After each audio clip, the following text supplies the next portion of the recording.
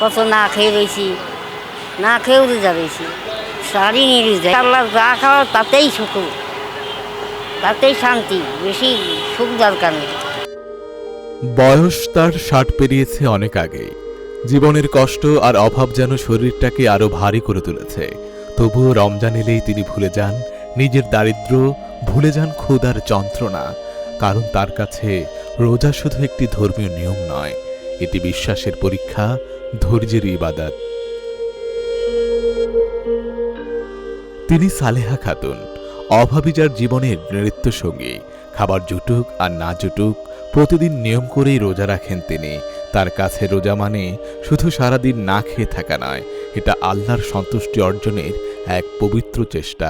আল্লাহ যা খাওয়া তাতেই সুখ, তাতেই শান্তি, বেশি সুখ দরকার নেই। অনেক দিনই ইফতারের সময় তার সামনে থাকে না ভরপেট খাবার। কখনো শুধু এক গ্লাস পানি, কখনো দুটো খেজুর, আবার কখনো কোনো স্বেচ্ছাসেবী সংগঠনের দেয়া সামান্য ইফতার দিয়ে ভাঙেন সারাদিনের রোজা। তবু তার মুখে নেই কোনো অভিযোগ, আছে শুধু অগাধ বিশ্বাস।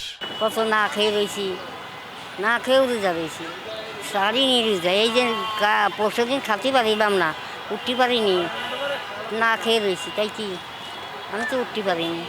গরিবের কষ্টটা কেউ দেখাই না, এ তো বড় লোকেরটা বড় লোকেই দেখে, বুঝলেন না? গরিবেরটা গরিবই বোঝে।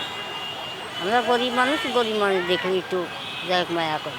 অভাবের সংসার, শরীরের দুর্বলতা কোনো কিছুই থামাতে পারেনি সালেহা খাতুনের ঈমান আর ধৈর্যকে। রমজানের এই মাসে তার মতো অসংখ্য মানুষের গল্প আমাদের মনে করিয়ে দেয় রোজা শুধু সামর্থ্যের নয়, এটি বিশ্বাস আর ধৈর্যেরও পরীক্ষা।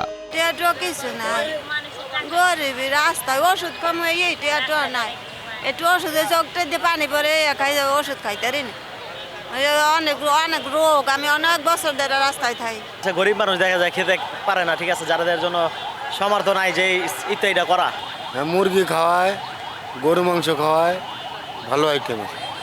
ক্ষুধা থাকতে পারে, অভাবও থাকতে পারে, তবুও অটুট থাকে বিশ্বাস। হয়তো এই বিশ্বাসই বাঁচিয়ে রাখে সালেহা খাতুনের মতো মানুষদের। আর আমাদের মনে করিয়ে দেয় রমজানের আসল সৌন্দর্য লুকিয়ে আছে পোশাকে নয়, ধৈর্য, সহমর্মিতা আর মানবিকতায়। আশিক আরেফিন, ঢাকা জার্নাল।